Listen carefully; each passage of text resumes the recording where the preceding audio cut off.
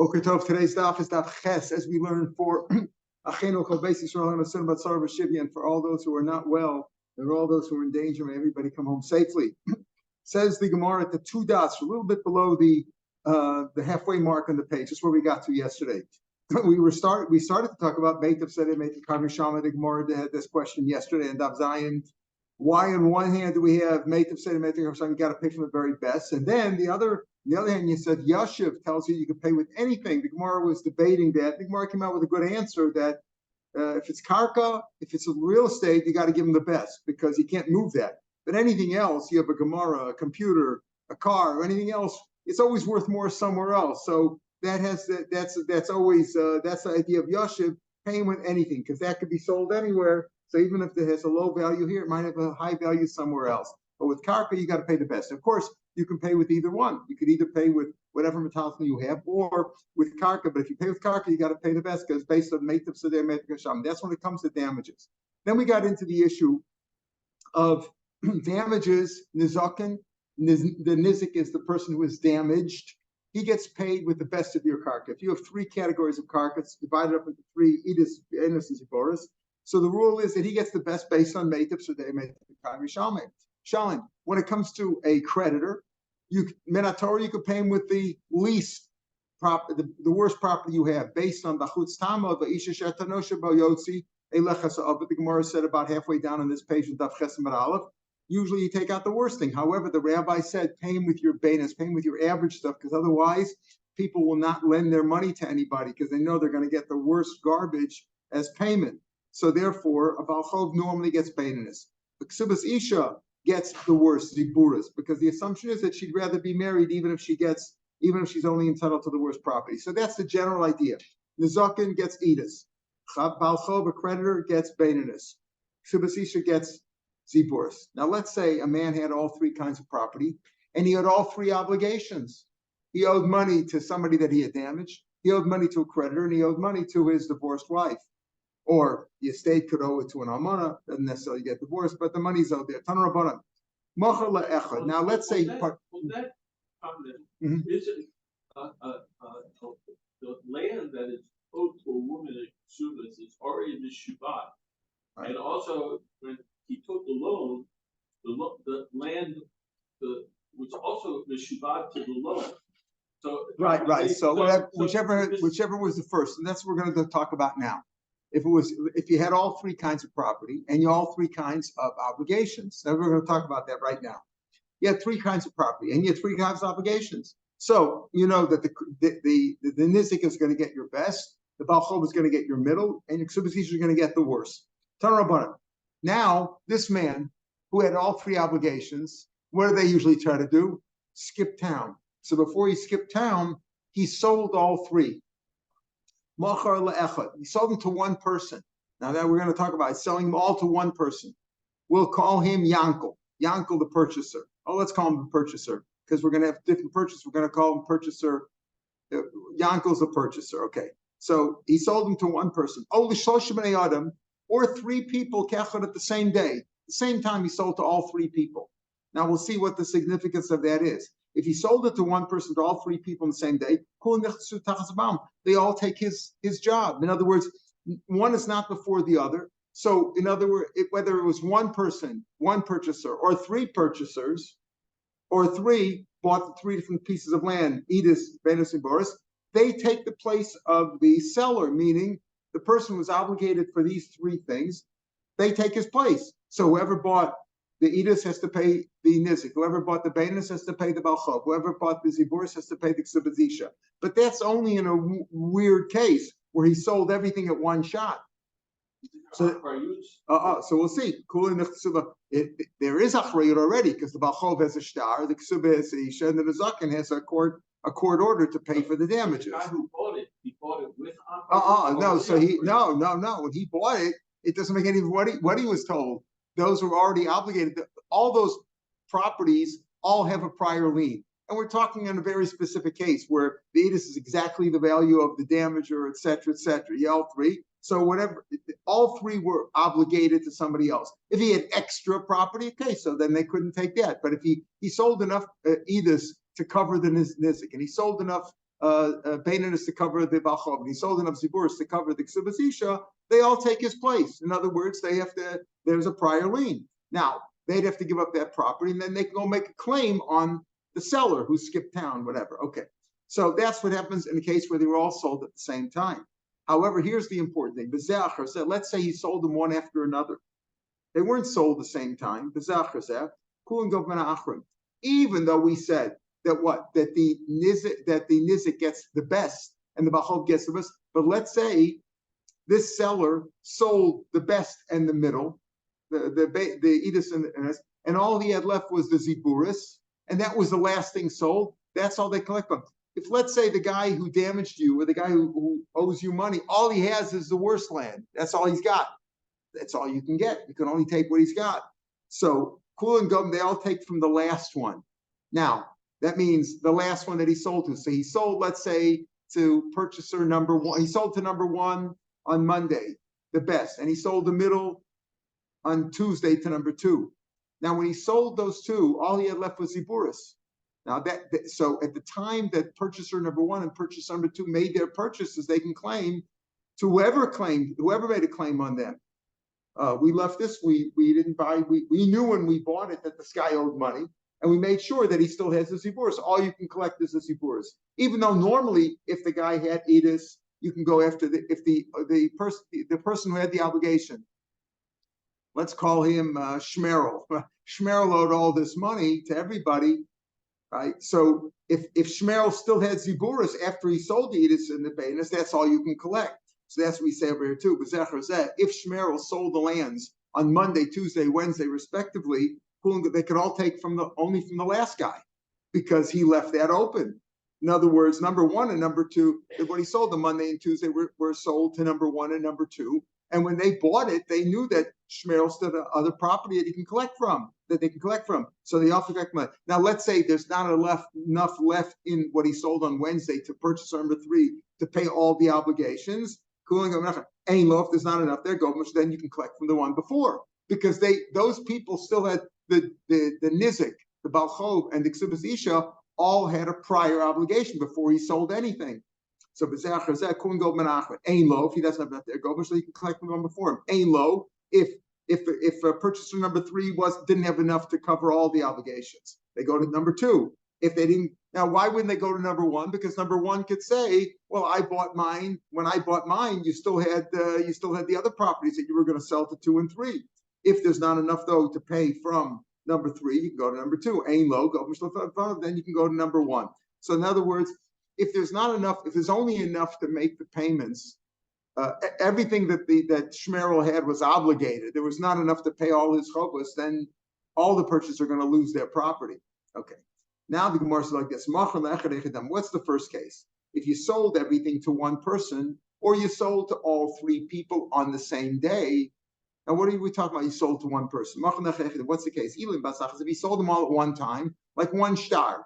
I sold you all my property. I got to get out of town. I sold you everything in one shot. So what's the chiddush in that? If you sold it to three different people on the same day, he sold three people even on the same day. It's possible that he sold to number one at 6 a.m, number two at noon, and number three at 4 or 5 in the afternoon. In which case, they'd all have to go to number three first, because when number one and number two sold their property, there was still number three to collect from.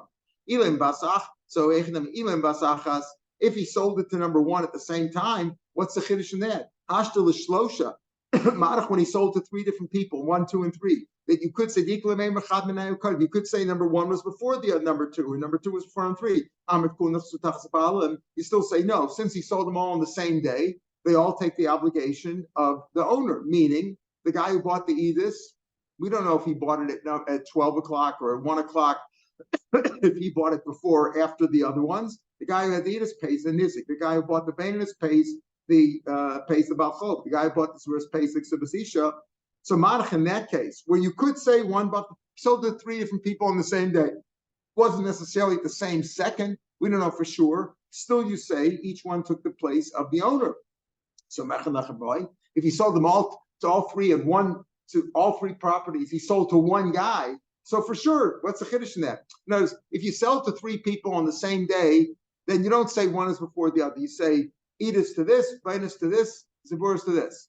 So what's the chiddush to tell me? If he sold it all to one guy on one day, what's the chiddush in that? If he sold to one guy one day, for sure it was simultaneous. So it's the chiddush in boy. When he started off this price by saying, talk about a mochel echad. Mochel echad means even he sold them on different days. In other words, Shmerel sold it to only one person, purchaser number one. That's all. And he sold some property on Monday, some on Tuesday, some on Wednesday. So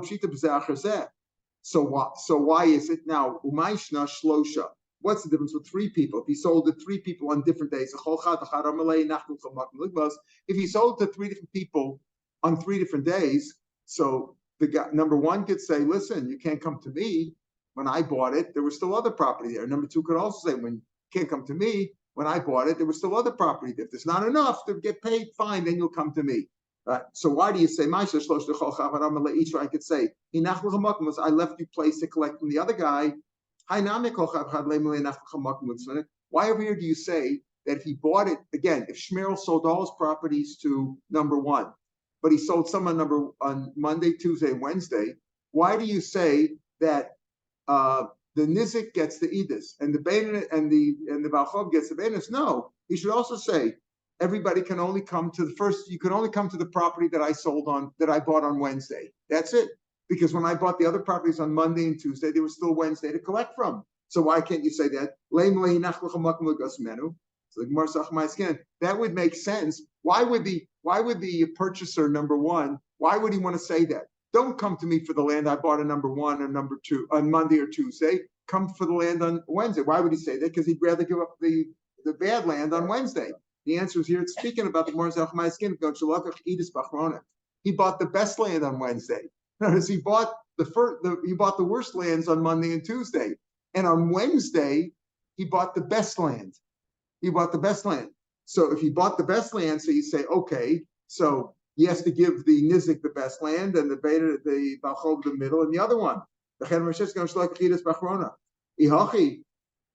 the case, less sekula. So why can't they all collect from Midas? Why can't they also say, listen, when he bought the land on Monday and Tuesday, there were still Wednesdays available, so they should be able to go after Wednesdays first, and they should all be able to collect Wednesday, because we have a rule that if there's nechasim that are free, the Gemara is going to say here. Rashi brings it down here that we have a rule that ain't from nechasim mishabadim makom sheish minei chorin. In other words, you can't collect from obligated property when there's freestanding property, meaning the land I bought on Monday and Tuesday that was obligated to mine. At that point, you could have collected the Edis on Wednesday from Shmerel, but he sold it to me on Wednesday. So that's the land you should get first. So why can't they all go and collect from the Edis? Why can't they? I'm just going to show Edis Bachrona. Why can't they all collect Edis? You tell them, listen, everybody, you all want to collect from the Edis? I'll tell you what. No, you each collect from what you're entitled to. The Nizik from the Edis,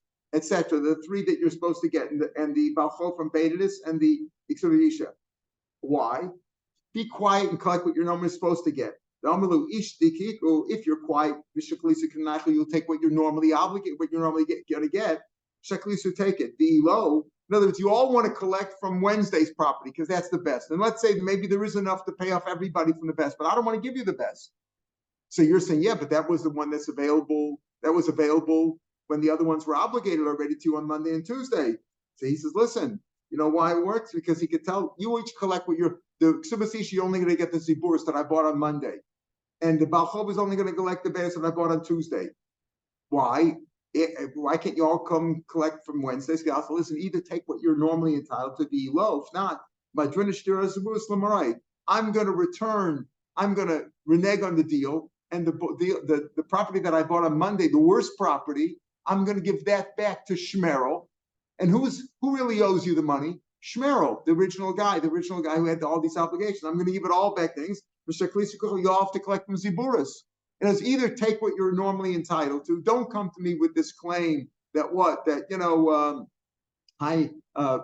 Wednesday's property was all available when Mondays and Tuesdays was obligated already to you. So you all want to collect from there? No. I'm telling you to collect what you're normally entitled to. And if not, if you don't listen to me, I'm going to go back on the deal that I bought on Monday the first. I'm going to give that back to Shmerel. Shmerel will only have the Ziburis, and you'll have to collect from that, right? That's why below Medrin Ashtar the Zibar Bishiklusikuchim is worse. If that's the case, but a Zakanami Machi. So why would he give that to? That makes sense. You tell the guy the Ksubasisha and the Balcho, fine, either take what you're normally entitled to, or I'm going to give it back and you only get the worst one. But why can't he say that to the Baal Nazakan also? The one who was damaged, right, who wants to collect the Edis, let him also say that. Why can't he say, listen, either take, I'm not going to give you the Edis, take the Baininus, and if not, I'll give it all back, I'll give the Ziburis back to Shmerel, and that's all you'll be able to collect. Why can't he say, Ella, since you don't say that, and since he says, you give the Nazak, and again, what's the case? Where one purchaser only bought on Monday, Tuesday, and Wednesday, and we're saying now, why can't they all come after only the worst? Why do you say that each one gets what he's normally entitled to, 1, 2, and 3? Edis Benes Ziburis. Why can't you say I'll take from the last one? The answer is because the last one was really the Edis, and he doesn't want to give that up. So why would he give the if the last one is this, he doesn't want to give it up, and he'll say, listen, be quiet, or else I'm going to give back the Ziburis to Shmerel, and that's all you'll be able to collect from him. So why does he give the Edis to the Nazik also? Let him say, listen, but it's Akanamini Machi. Why don't you say either take Baininus, or I'll give the Ziburis back to Shmerel, and that's all you'll be able to collect from. Eloch Mayaskil, the Gemara says this doesn't work. Biyasmi Galabane Paramir. You know what happened? After Shmerel sold all the properties to this guy on Monday, Tuesday, Wednesday, Shmerel died. He couldn't take the pressure of all the obligations. He died. And now you can't say, give it back to Yisomim. Why can't you say, either collect it, I'll give it back to the Yisomim and the Ziburis? Because they have no obligation to pay. They have no obligation to pay their father's chov. If the father hadn't paid yet, right? If the father hadn't paid yet, and there's no chosim, the Yasmin Love, they don't have to pay. Says Rashi, Don Shemei Samocher, in the fourth line in Rashi, Kimish Leiniach Karka, he has no property. If he left property, that property was already Meshubah, but if he left no property, he sold it all, they don't have to pay his obligations. Any somebody put under metal, because their cash is not their cash, their jewelry, their tangibles, their movable items are not responsible to pay the Balcho. And even if he returns the car to them now, he sells it back to them. That's new property. If a father died and left obligations and he left no real estate, all he had, the kids have this as movable property, and now the kids buy property. They're not responsible to pay their father's loan, so therefore he can't say I'm going to sell it back to you. In other words, there's no he can't return it to the. You can't say, if you either be quiet or I'll give it back, I'll sell it back to Shmerel. Shmerel's dead. And therefore that's not an answer. Therefore, who has the obligation to pay? Purchaser number one, who bought the property. And therefore, he can't have that argument. So he can't say I would sell it back. You can't say I'm going to sell it back to them. So then why can't they all come and claim the Edis? Why can't they claim Edis? We're saying over here that if he bought property, if the purchaser bought from Shmerel on Monday, Tuesday, and Wednesday, normally he should only be able to they should first have a claim only on Wednesday's property, not on Tuesdays, not because Wednesdays was still available before Shmerel sold it to him. He should go after that property first. In other words, the purchaser had bought on Monday and Tuesday. That was already obligated purchaser. He paid for it. The one that he bought on Wednesday, before Wednesday happened, it was still available in Shmerel's property. He should go after that property first. And after that's the Edis, so he doesn't want to give up the Edis. What did we say? The halach is he gives them, this guy gets Edis, the Edis Benes gets according to the normal 3 that they're supposed to get it. Why? Why can't they all come after the property bought on Wednesday? So you say, it's speaking about he bought the best property on Wednesday. Fine, so why can't they all go that? Because he could tell them this is the real answer. Forget about the case with that he could tell them, that he could tell them, I'll sell it back to him, because we're speaking about if you sell it back to him, if he would be able to sell it back to Shmerel, then and he'd sell the Ziburis back, that would be a good argument. So why does he give the Nezika and the Edis, etc., etc.? He gives the Nezaka and the Edis and the Balchov, the Baininus, and the Subsisha Ziburis, because the reason they can't come after him for Wednesday's property that he bought the Edis, he says, time Why did the rabbi say, Ein from the rabbi said you can't collect from the chasim which are already obligated, like on Monday and Tuesday, when there's still stuff available on Wednesday, because it's an enactment for my benefit. In other words, when a purchaser is buying something, right, he wants to know that nobody's going to take it away from him. So he says, oh, I'm buying this from you, but you still have other properties? Fine. So I'm not worried that I'm going to get ripped off, right? Fine, because of my takana for the purchaser. I know about takana rabbanon lo nechli. I don't want this takana. The takana is for my benefit. I'm the purchaser, right? I bought it Monday, Tuesday. I'm the only purchaser. I'm the sole purchaser over here. You made a takana for my benefit. In other words, the purchaser should know that if there's available property, you can't come collect from the property that I bought because he still has other property. But over here, I don't want that advantage because the one I bought on Wednesday is the best property. So I don't want that advantage. Could a Rava like Rava said, I don't want the tikkun. It's a chum made an enactment for my benefit. You go and do shomelo. In a case like that, you listen to him. Mike could go and do what case are you speaking about there? The rabbi said that a man has to feed his wife. He has to support his wife. Now, why did the rabbi say that? Because what is she supposed to do? Usually women couldn't earn enough to support themselves in those days. Let's say, though, you have like today, where many women earn a lot more than their husbands. So she could say, listen, do me a favor. The rabbi said, you have to feed me, and you have to feed me. And because of that, my paycheck goes to you for my benefit, in case my paycheck isn't good enough. But in my case, my paycheck is much bigger than yours. I'll tell you what, you keep your food and I'll keep my paycheck, separate checking accounts. So she could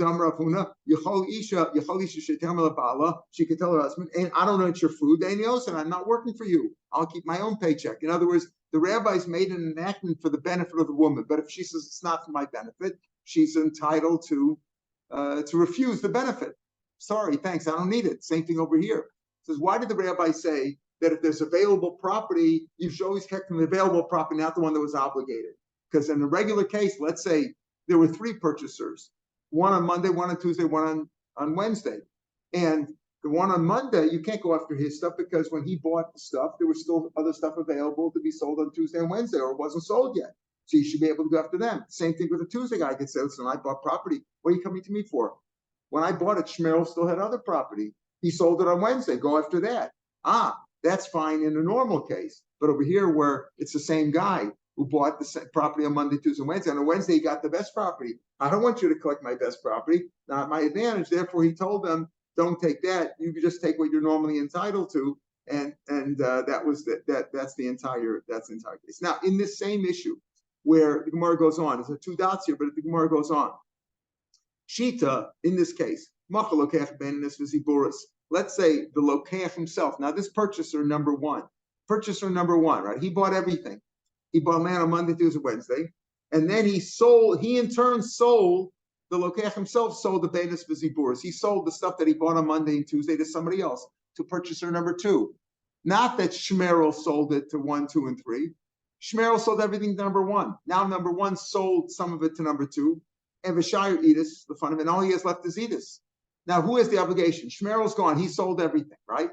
He sold everything to number 1 on 3 different days, and number 1 sold to number 2 the worst and the average property, and he still has the best property. Leisu Kula V'Ligmeidus. All the 3 claimants, let's call them the 3 claimants, the Nizik, the Balchov, and the Ksibis are all going to go after the Edis. That it's in the hands of purchaser number 1. Leisu Kula V'Ligmeidus are going to collect the Achroni, because that was the last one. Ubenis V'Ziburas, let's talk about it. He doesn't have the Benis V'Ziburas to Motzi Yom, that he could tell him, come from Benis V'Ziburas, I'd rather you take the Benis V'Ziburas. I don't want the Takan of the Rabbanan that said the one that was available last that I bought on Wednesday, you should be able to collect. I don't want that Takan. Do me a favor. Collect from the stuff that I bought on Monday and Tuesday, right? Just do the regular way. Okay, why is he doing that? Because he can't say that now because he sold the Benis. He sold the Beinas and Ziburas to purchaser number 2. So if the claimants come, the 3 claimants come, they go to Shmerel. Shmerel's got nothing. It was all sold to number 1. They're going to go to number 1. What does number 1 have now? Only the Edis that he bought on Wednesday. They're all going to claim from there. Avol, let's say Machar Edis. Let's say he sold the Edis that he bought on Wednesday. Again, purchaser number 1 sold to purchaser number 2 the Edis that he bought on Wednesday. The Shire Beinas, and he left over the Beinas and Ziburas So purchaser number one has the Beinus and Ziburis that he bought from Shmerel, and purchaser number two has the Edis that he in turn bought from purchaser number one. Where do the claimants go? They're all going to collect from the Edis. Why? Because that's what he sold last. That was sold last. He sold the Edis to number two. So can they all go to number two and collect the Edis from him? He's the last guy on the totem pole, so to speak. Amalei Rava, no. What did the first guy sell to the second guy? Person number one, number two. Whatever advantage he had, whatever merit he had, Even the Ilu also had they all come to Lekech Rishon, Matzi Agber, and he could have paid him off with Beinus and Ziburis. Afalpi, the Chizavni Beinus and Ziburis, Akate Beinus Mechan, even though Benechoris was still available because he had bought that last on Wednesday, but he could still push them off on the Beinus and Ziburis, right? Have because he could say Akate is Menachavoy. Why? The Ein from Nesmasham calls Mandika Bechan, even though normally you can't collect from obligated property when there's still some bail. He could say, no, I don't want this takana. So therefore, had the Adis remained with number one, right? He could have said, listen, I don't want number one, I don't want that advantage. You're only going to get the Ziburis and the Beinus that I still have, right? Even though when he sold the Chizavni Beinus Ziburis, Akanti Edis, but when number one bought from Shmerel, when he bought from us, the Edis was still available on Wednesday, so that should be the last thing. And you can't collect from the Chasam Mishubarim that were already obligated somebody else when there's available stuff. But he could say, like we just said before the two dots, Matzi Amarle, he could say, I don't want that takana. Just like the woman could say, don't feed me and don't take my paycheck. I'd rather keep my paycheck and you keep your money. He could also say, I don't want the advantage that the rabbis gave me that the kufas can only collect, or the claimants can only collect from the stuff that was still available. I don't want that because I'd rather keep the Edis for myself. So Sheni Nami. So when the second guy, the purchaser who bought the Edis, right? We're saying when he bought the Edis, if he sold the Edis, the second purchaser bought the Edis, he has that same claim because he bought the same claim. He can make the same argument that the first purchaser, when the purchaser number two bought from purchaser number one, he bought from him whatever claim he could say. So go back from the Beinus and Ziburis of what? Of purchaser number one that he still has. The Chizavin, because the Chizavin Lokech Sheni, when the Sheni bought it, I died to the whole Rishon Begavah Zavin. He bought every advantage that he had. In other words, purchaser number one, had they come to purchaser number one, who had all three properties, he could say, listen, you could only get the Beinus and Ziburis. You say you want to get the Edus that I bought last. I don't want that advantage that the rabbi said that what's available last, you got to take those first. I don't want that advantage. Therefore, you can only collect Beinus and Ziburis. Same thing over here. The second guy, the second purchaser who bought from the first side, has the same claim. He said, listen, what did I buy from him? The claim that he had, that go after the Beinus and Ziburis, and you can't collect from the Edus. And the Chizavim Lecheshnami, I died to Chosus Davin Rishon Begavah. It's a little bit hard to understand, but that's the claim that they have. Amarava. Reuben Shemacher calls it of Shimon. Let's say Reuben had a lot of fields, and he sold everything to Shimon. And Shimon went, Valach Shimon, Umachar Sar Achas Levi. Now, let's assume that Reuben had good land, Edis, Beinus, and Ziburis. And he sold everything to Shimon. Shimon then went in turn and sold to Levi his Beinus, which is what a Baal Chov collects from. Now Reuven's creditor came. Again, what happened? Reuven had a creditor, but he had all his land. He tried to escape the creditor. He sold all his land to Shimon. Shimon went and sold the Beinus land, which was normally obligated to the Baal Chov, sold that to Levi. Right? Bought Baal Chov to Reuven, but Reuven. Now, who does he collect from? Who does Baal Chov collect from? He can't collect from Reuven. Reuven has nothing, right? Reuven sold everything to Shimon. So he's going to go to Shimon. But Shimon has the Beinus land that was obligated to the Baal Chov. Shimon sold that to Levi. So who does the Baal Chov collect from? From Shimon or from Levi? So he says here, so what does Rava say? He can collect from either one. He can collect from either. He can collect the Beinus land from Levi, or he could say, listen, I'm not going to shut the Levi. I'm going to go there. You bought all his land. I'll take whatever you have. I'll take your land from him. I could take the Ziburis from Shimon. The low and elders of Beinus. That's only if what Shimon sold to Levi was Beinus land. Abel Zav and Edis would be sold Edis and Ziburis low. He can't come after Levi. The Amalei, because Levi could say, Lahachi Daike was up in Edis was the reason I bought Edis and Ziburis from Shimon is because I knew that there was a lien that you had on Reuven, which was transferred to Shimon. And I knew that Shimon had been in this land. Now you can collect from him, so you can't come after me for the Edis and Ziburis, right? Levi could say to the creditor, to Reuven's creditor who came to Shimon, and now Levi could say, that's why I was careful. The reason I bought Edis and Ziburis and I didn't buy the Bainis, the land which is not fit for you, right? Land is not fit for you. Again, this is a little complicated because Edis Ziburis and Bainis is subjective. It depends on the person. But in this case, he knew that the guy had all three lands, and the Bainis land was obligated to the creditor. He said, that's why I bought the Edis and Ziburis, because I want to make sure that the Bainis stayed in Shimon's hands, so that when you come and collect and want to collect from Reuben, and then you go to Shimon, you'll get your Bainis land. The Afilu Zavim Bainis Nami, even if he bought the Bainis also, where do we say that he can collect from Levi? Laman El Deloshai Bainis say he didn't leave any Bainis with Shimon. But if if he didn't leave any, in other words, if Levi bought all of the Bainis land that Shimon had bought from Reuben, he bought all the Bainis, then he can go after Levi, the creditor can go after Levi, or go after Shimon. But if he left some Bainis land with Shimon, so the creditor would have to first go to Shimon before he goes to Levi. But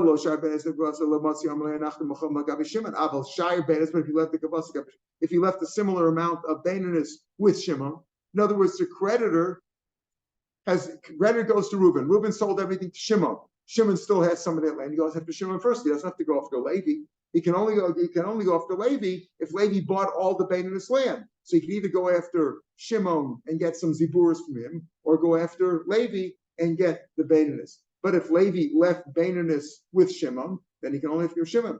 The He could say, the reason I didn't buy all the Bainis because I left place for you to get it. So here you see that even though you would think that the last purchaser has the least claim to keep his stuff, whatever here you could say, I left you place to collect from. I only bought the Bainis that I bought, or the Edis and Ziburis that I bought, was not stuff that was obligated to you. I made sure that stuff that was obligated to you was left for you to collect. Amar Abaye, Reuben Shemachan Sadal Shimon. Again, Reuben sold the field to Shimon, Ba'achrayas. That means you have a guarantee, a warranty, that if anything happens, you can come after me. A shtar. And most stars have achrayas. Now, Reuben, creditor, came, and the Torah Shimon wants to take the land away, right? He says, this is, Reuben doesn't have any land, and I'm coming to you. The land you bought from Reuben, right? He sold to you with a guarantee. Now, Reuben can't pay his chov to the creditor, so the creditor comes to Shimon. Shimon, the law is also Reuben can now go argue with the creditor. Let's say Reuben says, wait a minute. In other words, the creditor comes and to Shimon, he says, you know what? You bought a piece of land from Reuben. Reuben owes me money. I want the land. Now, can Reuben come and say, wait a minute, I paid you back already? Can Reuben is he a baldin here? Is he a litigant here? So Abaye says, he is a litigant.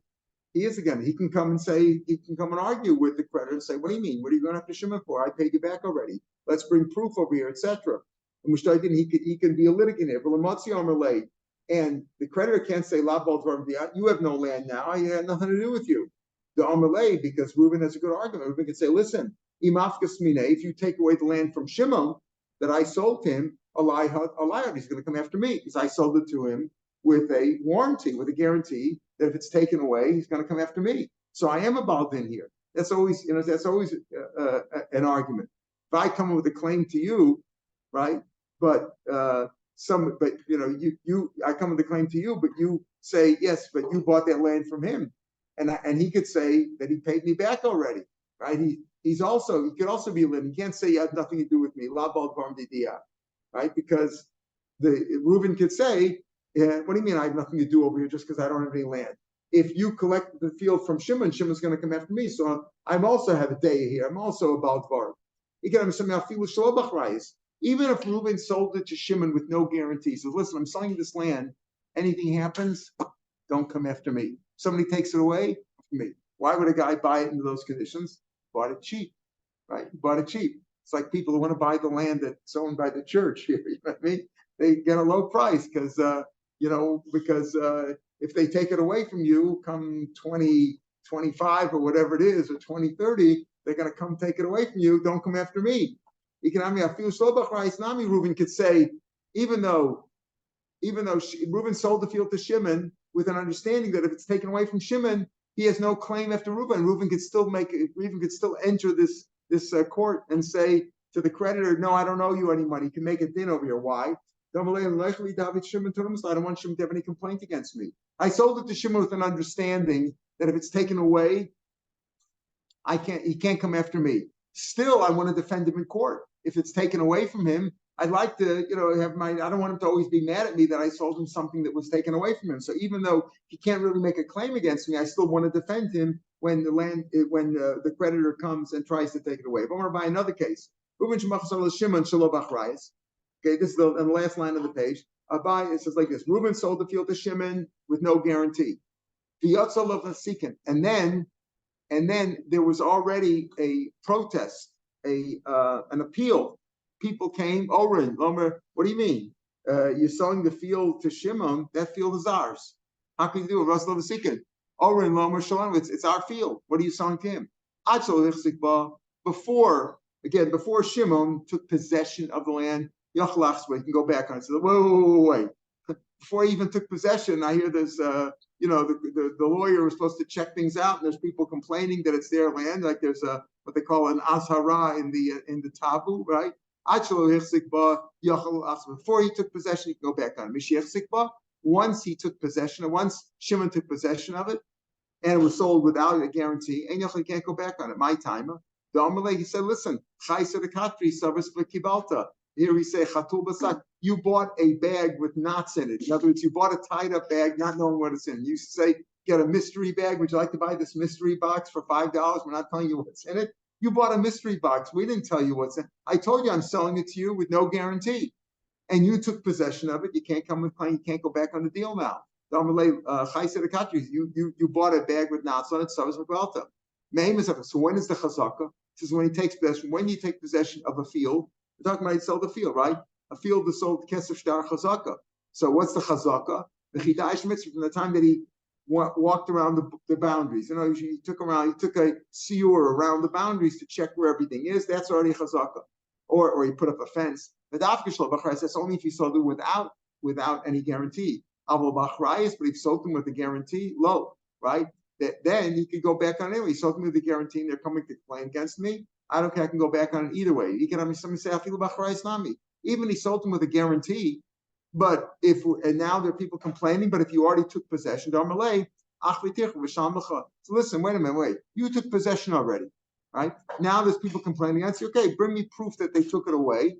And then, because I sold you with a guarantee, you have a claim against me. But otherwise, it's your problem. You have to fight them off because I sold it to you. Even I sold it to you a price. You took possession already. It's too late. Once you take possession, it's your problem. Sure. Huh? What's the guarantee worth? No. The guarantee says that if it's taken away from Shimon, he can come to Reuben. Yeah. So the point is he can't renege on the deal. He can't renege on the deal if he made a chazaka. He could say, because Reuben could say, listen, I sold it to you. There's complaints against you. If they take it away from you, you're right. You have a complaint, you can come to me. But if they haven't taken away from you, they're just people who have raised a protest or an appeal and they've taken you to court, you can't come and go back on the deal once you made a chazaka. It's your field right now. Now you say there are complaints against you. Okay, fine. If they are successful in their appeal and they take away your property, show me that they've taken away from you. Tell me show me the claim from the court that they're entitled to take the field away from you. Then you can come after me. But until such time, once you made a chazaka, you can't renege on the deal. You can't go back on the deal at that point in time. Now, the point, we'll stop over here. Rav Huna Amar Okesav Ometa. Now we're going back. This goes back to the discussion we started yesterday. We said over here that what's the rule? We said Rav Huna said, Kesef, Ometa, right? Either this or that. Now, Rabbi said called the Ometa. We had this problem of the pasuk says you give from the best. On the other hand, he says yashiv. Rav Huna says o kesef o meitav, meaning this goes back to discuss the issue that we were discussing yesterday of what do we mean by meitav sedeu? On the one hand, it says yashiv Rav Shabbat kesef. On the other hand, it says meitav. So which one is it? So we said if it's from a talklin, you can collect that anything. That's yashiv. If it's from karka, you have to give meitav. Now the Gemara is going to continue this discussion to look for other solutions to the contradiction of yashiv versus meitav. That's where we'll stop here on the podcast. We'll pick up from here for tomorrow's daf, and on Sunday, Meretz Hashem, we'll start from the top of Yud, the very top of Daf Yud. Some of the podcast covers that too, but we'll start from the top of Daf Yud and Meretz Hashem on Sunday. Shabbat shalom l'kulam. Stay safe. Shabbat shalom. Stay safe. Beautiful.